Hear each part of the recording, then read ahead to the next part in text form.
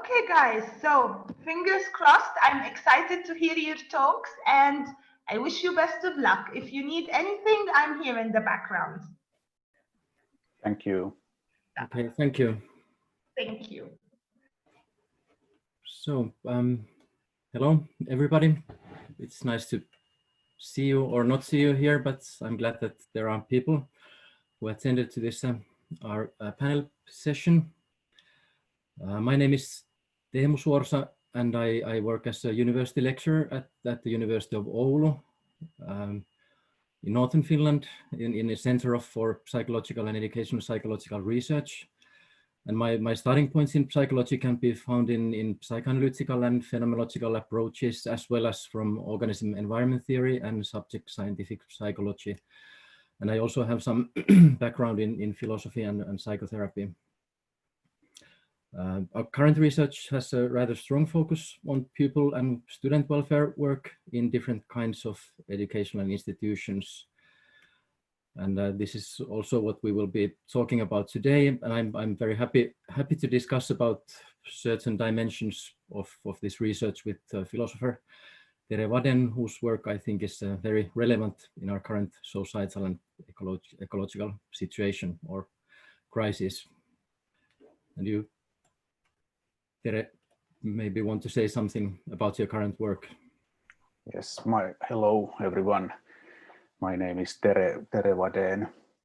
My background is in philosophy. I did my PhD in philosophy and have been working in different disciplines after that, including art education and interactive media. And currently I'm with something called the BIOS research unit that does interdisciplinary, multidisciplinary work on environmental questions, climate change and other environmental problems, especially from the Finnish perspective, or sort of the effects of those crises to Finland. So I'm maybe 500 kilometers south from Teemu, also in Finland, in Tampere, enjoying the sunny day.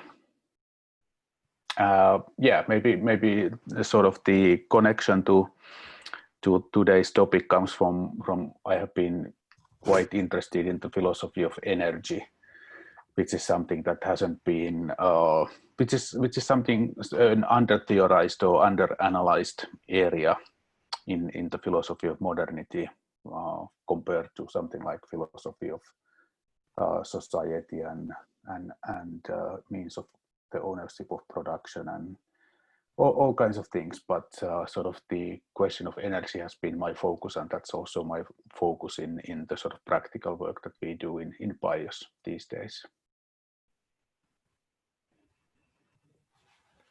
Okay, thank you. And I think we will go into more detail with some of your topics as well as other topics. We have a first we will, even though it's a point is that we will discuss about this article as it was described in this abstract on energy experience and educational psychology, changing practices in and beyond fossil capitalism. It might be though that not everybody has read the article yet, so we will kind of go it through first and then have some conversation about it, and then hopefully continue the conversation with participants. And I think that you can use this question and answers thing all through our conversation, but I think at least around 3 o'clock we will check the questions and answers that have came there, and then we will continue with it. But I will start by noting about this. Tere mentioned already about this philosophy of energy that he has been working with, and that's also one of the starting points in this article that we are going to discuss today. Because in their book Energy and Experience, Antti Salminen and Tere suggested that most of the conceptualizations of human activities are naftist, meaning that they are blind to a form of societal reproduction, fossil capitalism, that has been developing since the end of the 19th century under the combined influence of fossil fuels and capital. The problem is that even though most aspects of human life depend on cheap and easily utilizable fossil fuels, this material ground of human action and experience is difficult to recognize. And in a similar way, there is a line of critique in psychology, arguing that psychology that focuses on between the ears and inside the skin focuses in fact to a ghost that doesn't actually exist.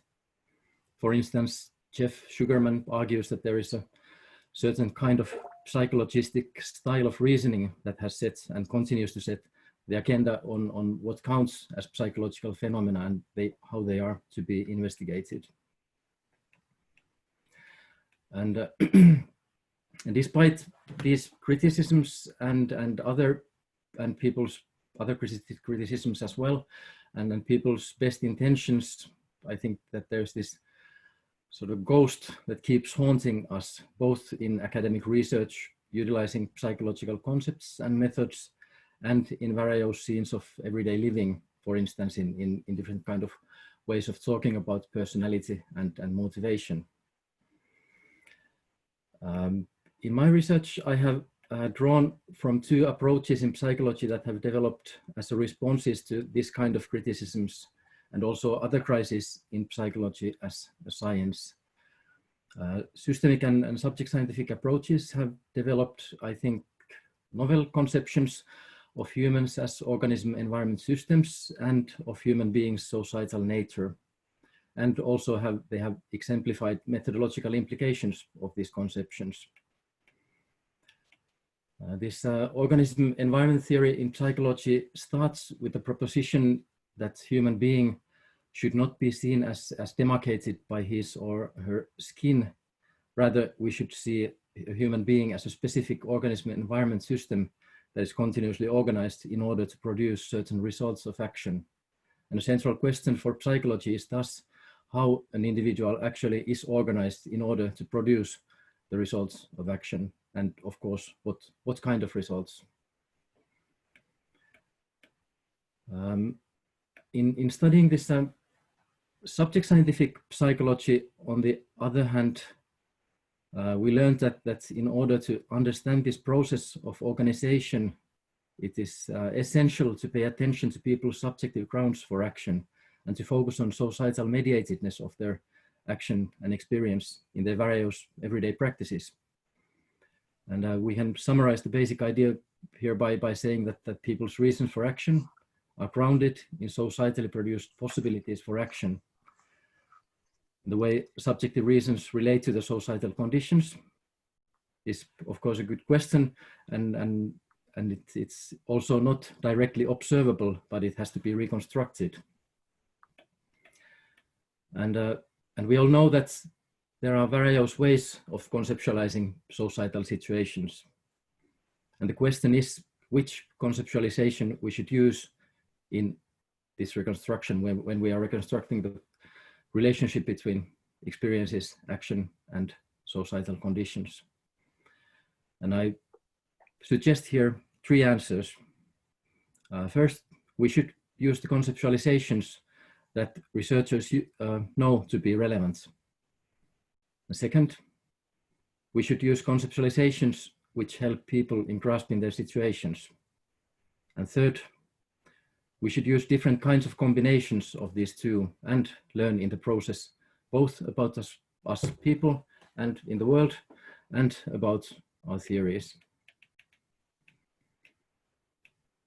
And in this article that we are discussing, I chose Salminen and Vadén's conceptualization of fossil capitalism as a way to conceptualize our current societal condition.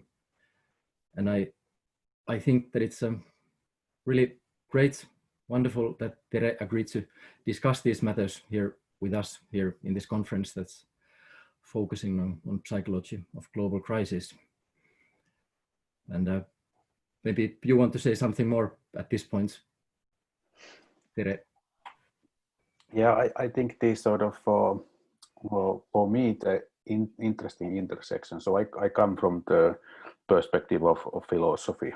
And there, if we take this kind of idea of the liberal subject, liberal now in the philosophical sense, not the political sense, but liberal subject as something that is free floating and sort of can choose his or her actions and his or her sort of profession and way of living and so on.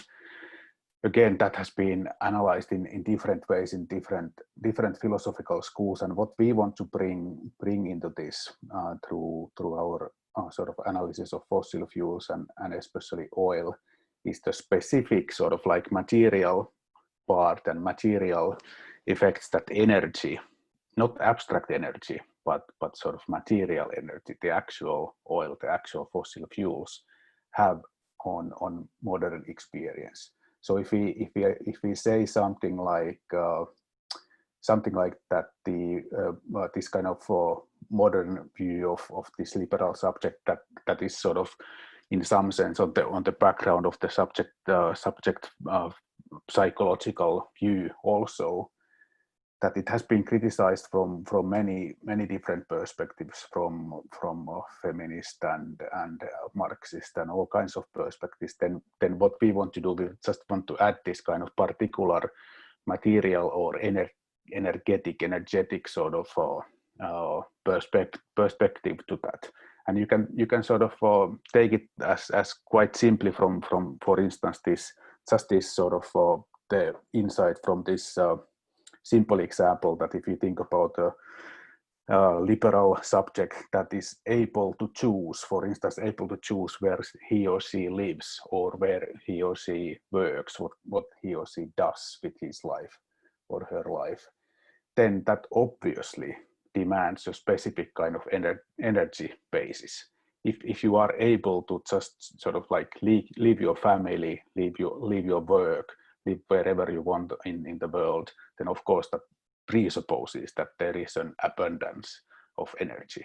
And we know sort of also this coronavirus and all kinds of things that are happening now in the world tell us that this is a privilege, of course. Not everybody has that possibility. Somebody has to produce the food and somebody has to take care of the sick people and so on. So in that sense, what we are saying is nothing new. What we are sort of what is the new part there, if there is anything new, is that we are trying to say that, all right, all of these social, Marxist, class, feminist, and so on perspectives, they also sort of in some sense rely on the actual physical existence of high quality hydrocarbons in sufficient amounts that these subjects can then do what they actually do.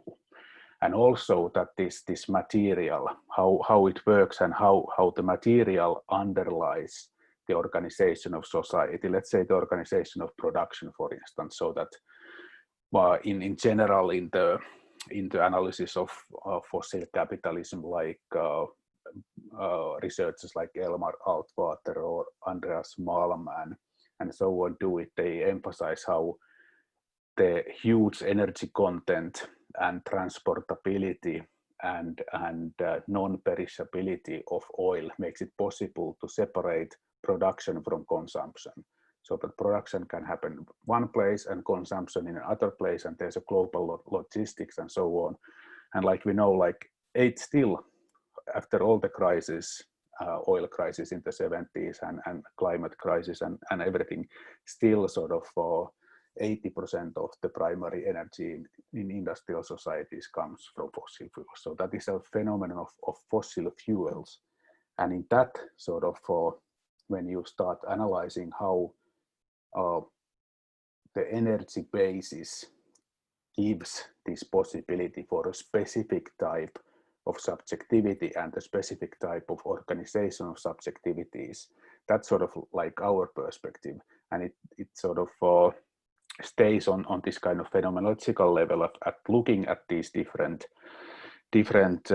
phenomena. Out of one of which is sort of this naftism that Teemu mentioned, that the sheer amount of fossil fuels that there have been has produced a certain kind of forgetfulness or thoughtlessness, which follows from, again, it's quite simple. It's sort of like not sort of like deep philosophical insight, but quite simple, that if you have energy, you can replace thought by energy, or you can replace technology by energy. You don't have to think so much, you don't have to plan so much, you don't have to use such sort of sophisticated technology if you can replace that by energy, by doing more work. And that's what has happened with fossil fuels. We have had so much energy that we haven't had the need to think, to plan, to be sophisticated in our relationship with nature and with each other and so on. In fact, we have had so much fossil fuels that in the words of Timothy Mitchell has a nice way in the book of Carbon Democracy of putting this, that there has been so much oil that we have been able to count on oil not to count. We don't have to take it into account because there is so much. And this produces the sort of naftist, very ironical twist, even sort of like a perverse twist in the fossil capitalist understanding, that we think that we are independent of nature, but that independence is produced, the illusion of the independence is produced by one specific aspect of nature, which is the huge amount of high quality hydrocarbons. And then that twist, that illusion sort of produces a sort of like black, if you want to put it in a poetic way, in a black heart, a nihilistic heart to the modern experience, that we don't really understand what we are doing. Or if you want to be more sort of like positive or less sort of dystopic about it, you could use the concept of hybris, that it has produced a hybristic situation. Like the ancient Greeks knew, it is very, very hard to be, not to be hybristic if you are lucky or rich or drunk. And this, what the fossil fuels have produced, is almost all of those three. We have become very rich, and we have been extremely lucky in getting that almost free sort of abundance of energy, and again the thoughtlessness and so on that follows from that. And now it comes to this question of ghosts. So all of this, what I explained now is quite sort of abstract and not very sort of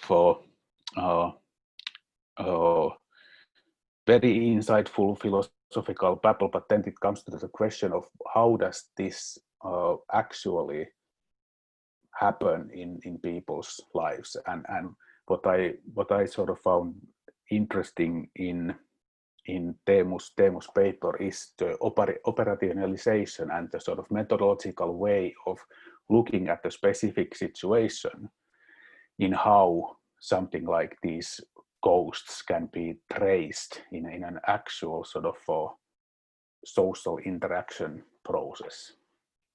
So that's something I would like to hear more from you, Teemu, still about the specific case study. How did you do it, and how did you methodologically arrange sort of the possibility to see what people sort of pay attention to, what was the term, socially grounded reasons for action that they sort of pay attention to when they discuss and argue, and what are the sort of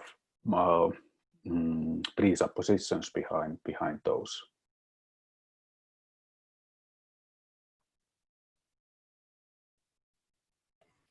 Okay, and I can continue. Yeah, please. Case study, case description. In this article, I actually I had an intention to identifying this black hearts of experience, which is indeed a powerful formulation, but by using a case description from a study that seeks to understand how the multi-professional group achieves common goals in their everyday activities or meetings. And to put it short, I've written about it in this article a bit more, but there was this, in this specific case, there was a meeting where 9 professionals who work in the context of school, there were nurses, rectors, psychologists, and school social workers, for instance. They were talking about a survey that was made for the pupils in order to find out about their well-being in school. So how the people are doing, how are they, in other words. And one of the issues that there seems to, in this survey, was that there seemed to be a lack of meaningful encounters in the everyday school life from the students' perspective. And this, among the professionals, this elicited a conversation about how the lunch hour is organized in the school. And this topic seemed to evoke thoughts, feelings, memories, and discussion about values relating to schoolwork. And in addition, also societal issues such as whether it was right for the city to privatize the catering services were discussed. And then among the professionals, there was an agreement that this lunch hour should be developed so that it would become a beating heart of the school again, as it had been for some professionals in their school days. And then at the end of this conversation, however, this vivid and passionate discussion gave way for more proper matters in pupil welfare work, such as how to enhance teachers' interactional skills in order for them to be better able to support students in terms of students' self-esteem and self-regulation in their studies. And in analyzing the conversation, this shift, it was made visible through reconstructing the positions that were in the conversation, that where participants experiences and their reasons for action were articulated in the following way. And if you have the article there, it's also written there. And I'm reading now this Fog 1, as I call them here in this article. That the first part of the conversation could be summarized like this. In a situation where I notice that students are reporting experiences of not feeling well, I find it interesting and inspiring to discuss the way the lunch is organized at schools, because I think the lunch hour is potentially important in creating the school community. And then the second position that was possible to be reconstructed from this conversation is this Fabric of Grounds 2, Fog 2. In a situation where I have no power over how the lunch hour is organized, I find it relevant to focus on planning how to support teachers in their interaction with students, because I think the way teachers interact with the students is important in terms of student well-being. And in this article, I suggested that in these fabrics of grounds becomes visible, and we're witnessing a move from a social material practice to this ghost that doesn't actually exist, to a delusion. And here the focus goes from the conditions of social material practice into the detached psychological processes. Further, I suggested that this is the sort of ordinary conversation that we can imagine taking place in other types of meetings as well. Conversation starts somewhere, proceeds to a topic that seems to be related, and then participants evaluate the limits of what the participants can actually do about this. And in this case, they concluded that due to organizational aspects, there is not much they can do at the moment. And then they focus on something participants feel that is beneficial, in this case, supporting students' experiences of well-being.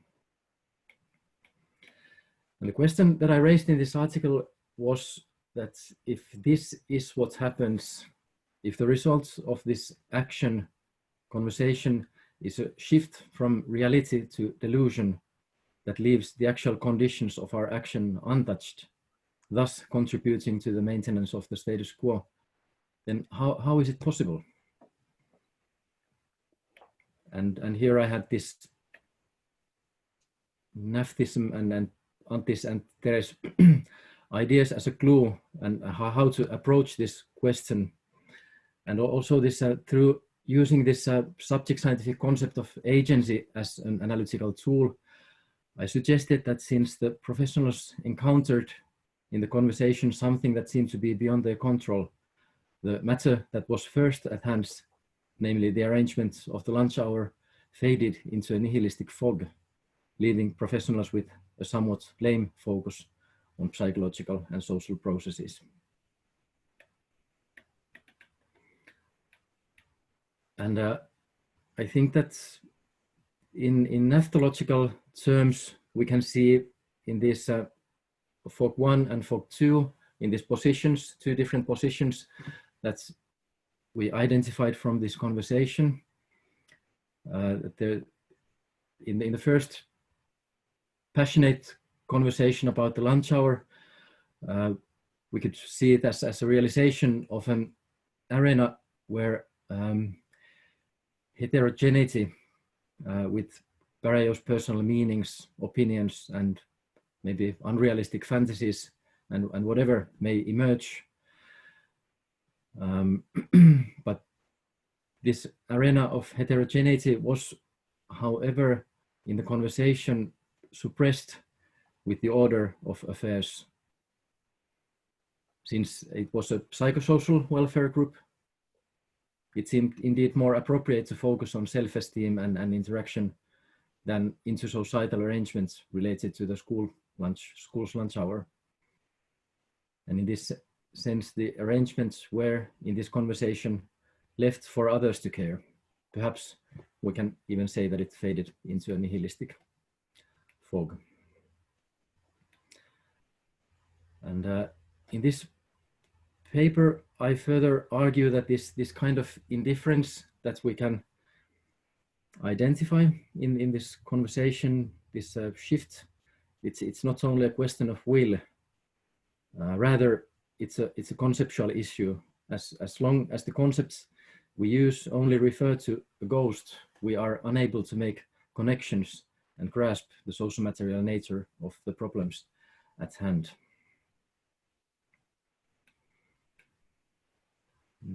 And this is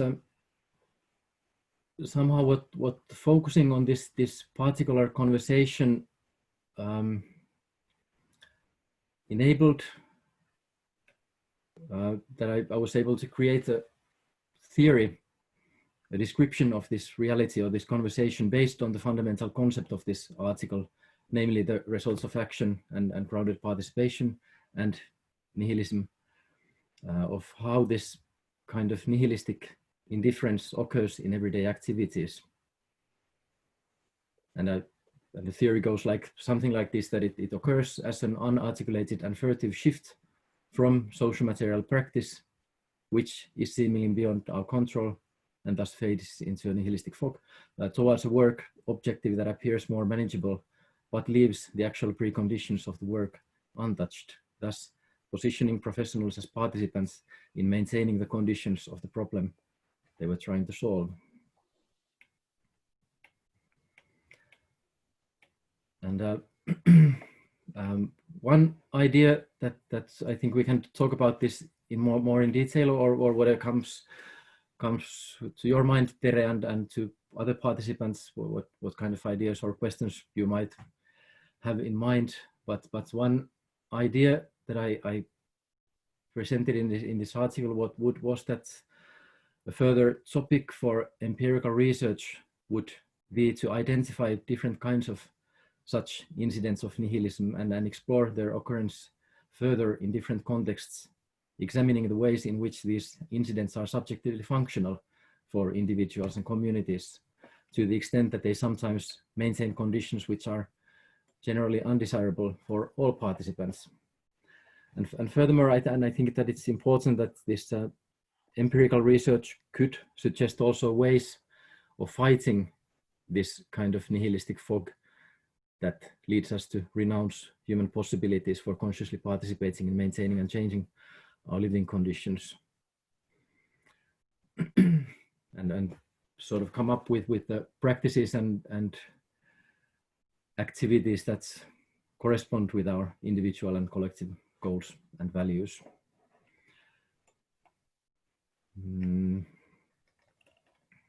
But Yeah, maybe I noticed that it's already 3 o'clock, but I think we can easily, it's okay if you continue, Tere, from here, and then we see if there will be some questions or comments. And yeah, and yes, I see the question in the and it's a question that's properly more maybe. I don't know these.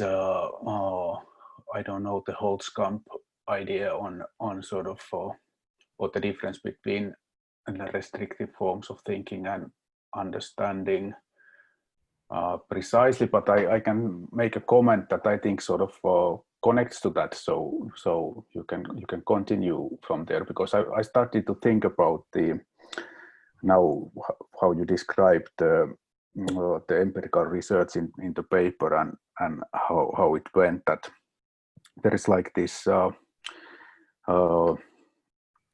the school lunch. It is a sort of practice that has been organized in a specific way, and then when people talk about it, like you said, and when they sort of when their imagination starts sort of engaging with that and so on, it produces this kind of heterogeneous area and possibilities of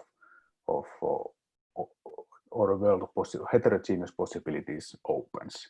So what would you think about this kind of interpretation that in some sense there's also the problem that sort of the school lunch is something that has been homogenized, that is a sort of phenomenon that has been homogenized in the sense of sort of, you could discuss it in terms of sort of like neoliberal organizing or bureaucratic organizing, or you could come to it from this sort of like naftological perspective, in the sense that what sort of homogeneity means through that lens is something similar to what if you have read Anna Tsing's wonderful book about the mushroom at the end of the world, and how she talks about scalability, that when things have been sort of precisely enough sort of defined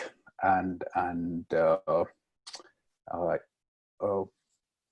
translated into boxes that have interfaces, then you have operations that can be scaled, and that is sort of that is a particular logic that can work with many different types of sort of energetic bases. You can think about how the pyramids were built in ancient Egypt and so on. It probably demanded some kind of homogenization and so on. But here again, sort of the material specificity comes from the fact that fossil fuels are some kind of like super scalers or super homogenizers, in the sense that they are able to, in a completely different way than, let's say, wind power or water power, to push away context, to decontextualize, and in that sense to make scalable. Of course, again, there is also an affinity to sort of there's an uncanny affinity between this kind of possibility to scale and the specifically capitalist mode of production. In the capitalist mode of production, there is this necessity to grow for capitalist companies and capitalist owners. They have to grow, and that is sort of order to scale up, to homogenize, is always inherent, and that sort of locks into the energy possibility of scaling. Again, sort of maybe I need as the sort of like because I want to emphasize the material part, just to sort of point out how different it is to scale an industry based on fossil fuels and industry based on water power. Like my city, Tampere, here where I live, it is here because there is a waterfall, and that's the place where you can get water power. So it has to be in this place. But if you use fossil fuels, then you can put your factory wherever you want. And also that also gives you this kind of capitalist power over the workers, because if the workers here are troublesome, then you can take your factory into another place, and you don't have to care about the time of day, or you don't have to care about the seasons and so on. So that sort of scalability is built in there, and that sort of produces this huge possibility of scaling and homogenization. And now coming back to the case study, sort of that layer of homogenization is there. And even if people sort of notice or come to this heterogeneous understanding or heterogeneous imagination about the possibilities, they don't have what you were saying, that they don't have the concepts, they don't have the concept, they don't have the agency to stick with the socio-material, to stick with the socio-material possibilities, and therefore in a sense sort of almost like inadvertently or by accident sort of fall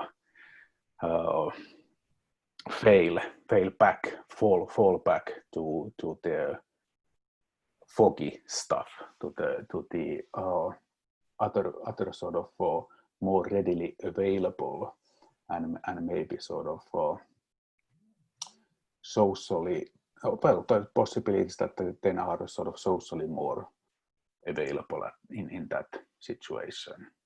So maybe that was more like my question, how you see the sort of the relations between the homogeneity and the heterogeneity in that particular question. And I would say sort of I think that just from the how the question puts the difference, I think there is a sort of resonance or sort of resonance between those two descriptions, but maybe you can take that more in detail also. Awesome. First of all, good question from Hanna, and a good and long interpretation and discussion from you, Tere. Here, I think it's many things. I'm not quite sure where to start, but to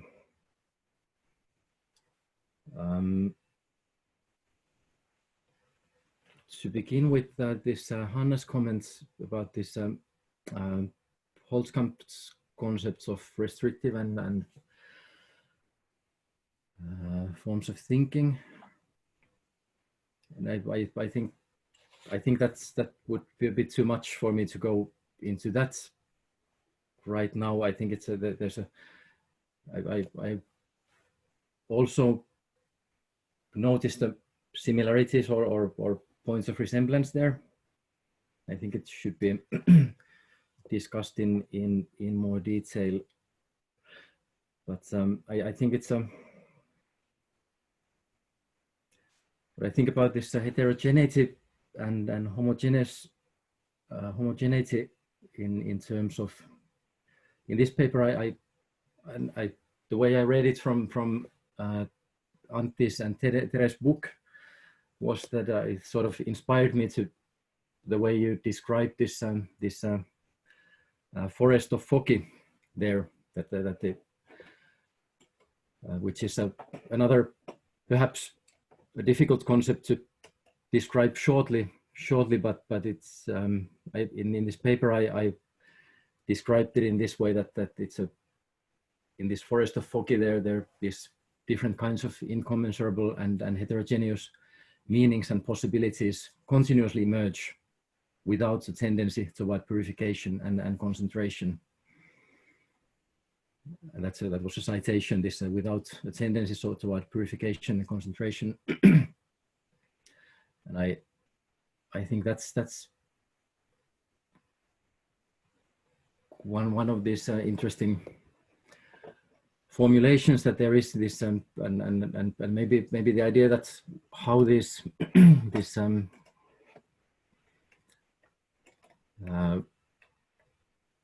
manifests or how this take place in this kind of conversation would be exactly in those places where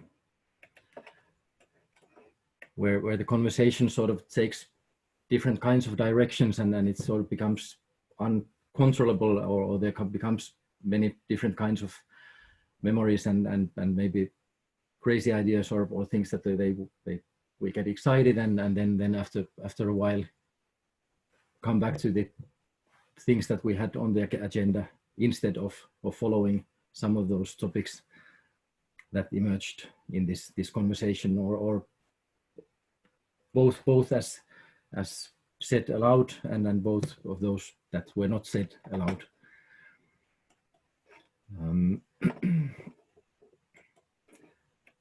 But I don't know if this do you think that this had something to do with what you said? Yeah, I sort of for me what is very interesting is sort of like try to think about these different levels. Sort of, I think in some sense sort of like seeing the energetic background for many practices that happen in the world. Sort of it works on many levels from the, let's say, when I started reading about oil and energy, suddenly sort of geopolitics starts to make sense in a completely different way than before that. Or then you can think about this sort of like well, you get a background to, like I mentioned a little bit, like to, let's say, Marxist critique or Heidegger's critique, or also sort of what they sort of omit from their critiques and what is missing. But then you come to these sort of more sort of like everyday levels. And I also sort of was very, you could think about the you mentioned in the article Greta Thunberg's question, how dare you, and that's sort of also an other sort of level. That's a level where we are very much engaged in the work with bios, sort of like looking at the social level, let's say the state level, the political discussion, the political sphere in a place like Finland. What kind of discussions are possible in the everyday political discussion?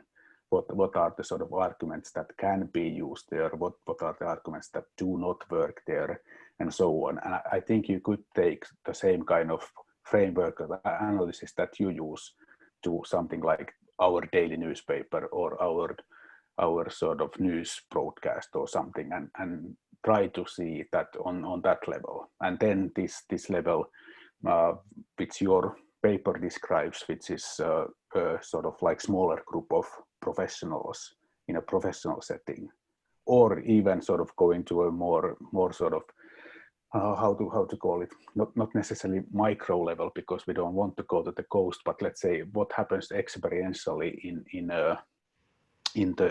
a life of one person.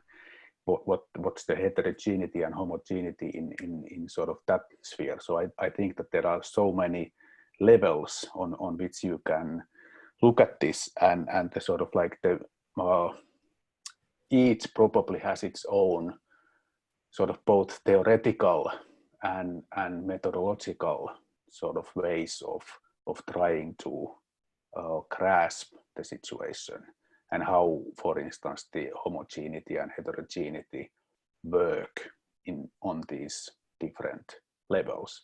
But there may be also sort of some kind of structural or phenomenological, or however you want to call them, sort of structural similarities or symmetries or something like that between those different levels. Thanks. There are a couple of more questions from Niklas and one from Outi Kulusjärvi. And I think Niklas' question is there up there. I will read it aloud so we it's a bit long question. Thank you, Niklas, for this. Thanks a lot to both of you for putting an analytical focus on one of the most taken for granted infrastructures in modern human existence and self-understanding. To what extent do you think this taken for grantedness is itself truly coming into crisis in these past years? Paul Rhodes referred in his keynote last week to Albrecht's concept of generation symbiote, which may be on the rise. Are you sharing this hopeful analysis? You already said a bit about it, but perhaps you could elaborate. I'm also asking because new possibilities for imagining alternative lifestyles or consumption patterns surely become more prominent. But do these truly contribute to sustainable expanding diversity? Sustainably expanding diversity, the dynamic forest of Fokke, and eventually the viability of planet Earth. And I think I will, if it's okay, I will read all these comments as well here, so we can then maybe think about them. And there's even more. Ernst Traube also has comments there. But do you, Tere, is there something you want to immediately comment to Niklas's? Yeah, I can say something. Yeah, on that. I think sort of again this Albrecht's concept is new to me, but I get the gist of it, and I think that yes, something like this is happening, and the coronavirus, the pandemic is of course one thing, and climate change is another huge thing that is sort of like forcing, again, sort of like materially forcing us to notice that the material feedback loops are still there. And even though we sort of for a time thought that we were independent from those, and yeah, some people still think that we can go to Mars or colonize Mars or whatever and get away from these feedback. So that kind of realization is happening. The worry that I have is that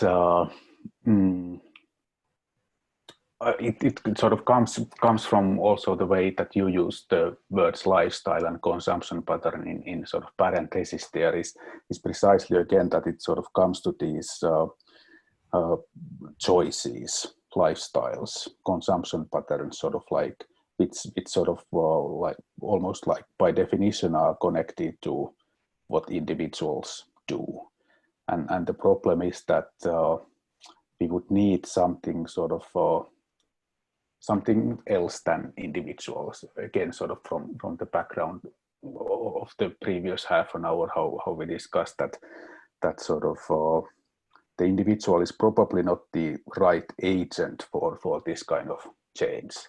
So it needs something else, and also sort of the time aspect, that to develop something ecologically sustainable is quite time consuming, and it takes time both on the level of sort of like personal development and also collective development. So that's my worry, but certainly that sort of something like this is really happening, and I take heart from the fact that it is the younger generation that is much more alert and much more aware, sort of viscerally aware of these feedback loops than the older generations. Thanks. I continue with this all these comments. And I'm also reading it aloud so we have time to think about it as well at the same time. Thanks for your talk. Coming from critical human geography, this is what I find most interesting here. Critical social theories have pointed out that humans are often unable to reflect on their subject formation and its links to capitalism. For instance, less attention is paid, in my view, on how humans could become able to recognize this and maybe change themselves and then also the society. I have felt sometimes that if one focuses on thinking on how for instance, economic actors can change their practices is a sign that one haven't taken critical theory seriously. This is where I see value in this educational psychological perspective, in thinking how subjectivity can change and how people can change their actions, but still recognizing structural conditions. Then I find it interesting then to think that how to empirically define and analyze when a person only maintains the homogeneous or is able to deviate from it and create something more homogeneous. Thanks for discussing. That should be heterogeneous, the second homogeneous. There's a correction, yeah. Yeah, there's a correction.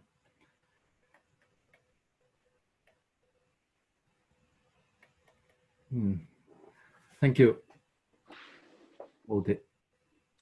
Yeah, I think that's exactly the right questions in some sense, coming also on the heels of Niklas' question, that how does that change happen, and what sort of educational psychology can for instance bring there. And in the work that we have done with Antti, it's sort of we always come back to this. We haven't written very much about it, but it always comes back to this question of sort of like desires and meaning, sort of how a subject that has been born into capitalism and wanting the things that capitalism has to offer, how that kind of subject can change into something that really wants something else. Sort of, because that's not sort of like a subjective choice. I know it from myself what I really want. Sort of, it's not something that I really as a sort of subject sort of decide, and that's sort of a deeper and again a sort of slower and social process, like Outi also mentions there. But maybe Teemu, you can, as an educational psychologist specialist, can say more about that.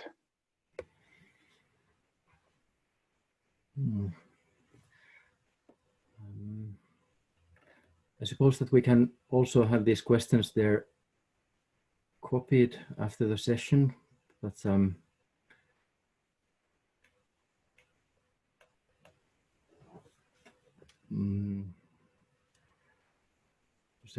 I might be difficult for me to comment very shortly upon this,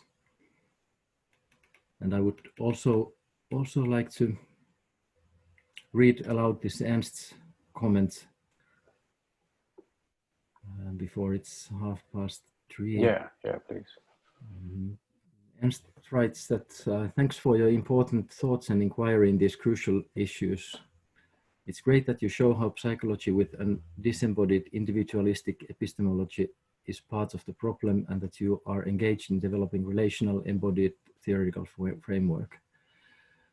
My question concerns the immediacy, Unmittelbarkeitsverhaftetheit versus mediatedness in the way we humans live our everyday life. You articulate it as thoughtlessness, which I understand is the first step to analyze it in everyday life to overcome it. Do you have more ideas what to do, maybe also in relation to education, to overcome the thoughtlessness and realize the embeddedness in relationality of everyday experience and action?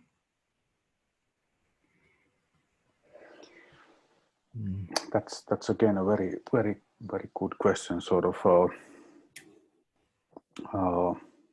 there is something in the sort of axis of immediacy versus mediatedness in this, that sort of the homogeneous, the scalable is of course often also towards the axis of or towards the end of mediatedness on that axis. So they play often towards the same direction. But that is not all. in the sense that sort of it's also not so that just sort of going to immediacy is the way to go towards heterogeneity and towards sort of understanding socio-material conditions. On the other, having said that, I think sort of in education and in social praxis, the sort of just sort of like, I don't know, just in a Twitter discussion last week, somebody sort of was discussing a similar question, and I was saying something like that.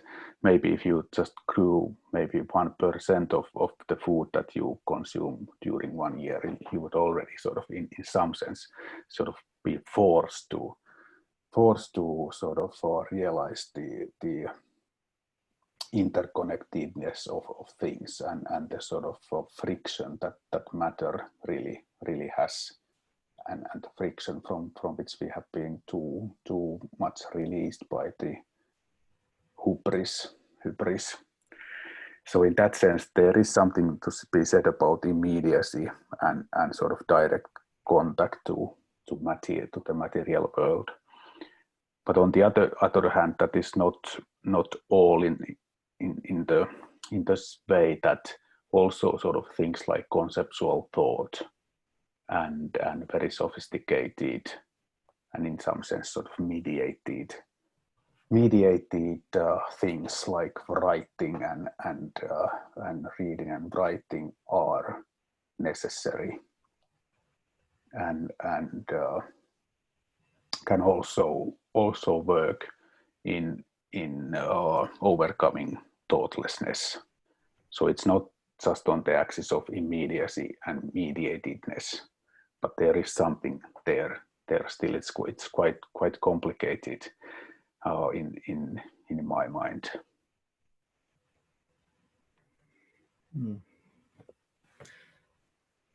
Thanks.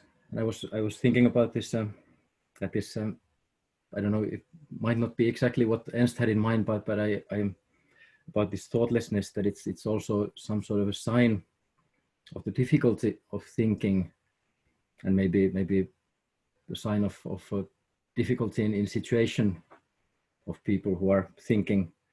And it's and I liked what Ines Langemeyer said the other day in her keynote about this that it would be important to expand the possibilities for thinking in the long run, or maybe that it would be important to widen the possibility and prerequisites, possibilities and prerequisites for thinking, both wider in both in social sense and the ways we can collaborate or do things together, and also thinking forward or for longer periods of time. And that was sort of the problem, that the perspective narrows for short-term benefits or things that we are pressing matters immediately.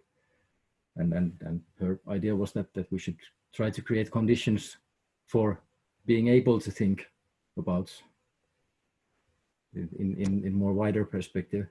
Maybe that's also sort of like what I had a little bit on the fringe of my mind in thinking about this mediating. One thing that we have been doing in BIOS when we work with, for instance, city officials and decision makers, are these policy operation rooms where we create scenarios where the city official, for instance, have to do decisions that they have to react to today, and then we play scenarios from that. Okay, what kind of effects these decisions have in the socio-material world? So in 15 years, 10 years, 15 years, trying to sort of widen the long-term perspective, and then sort of play back from that and come to the current day again, and in that way sort of give this kind of, in a very crude way, sort of, with a very crude educational tool, policy operation room, to give this kind of time and space for more thought. And of course that's I think that's probably just a fact that in everyday politics, everyday decision making, and so on, the perspective is quite short, and the information channels that people follow are limited. Again, possibly sort of out of necessity and for good reasons, but still. Thank you. It's now 3:30, and I think that it's reasonable to start to end this session, because people might have some other plans that they will go somewhere at 3:30. I think it's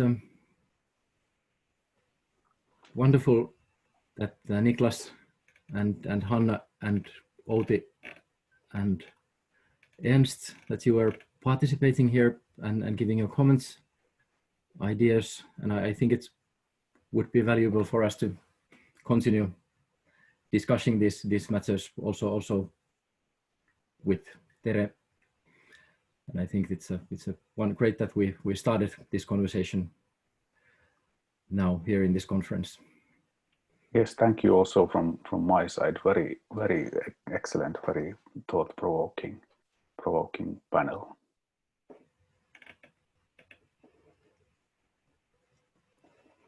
I see there's a Slack link, so that's a possible place to continue. Yeah, we should check if there will be some discussion on these topics still. But I don't know if there was this from the organizing committee or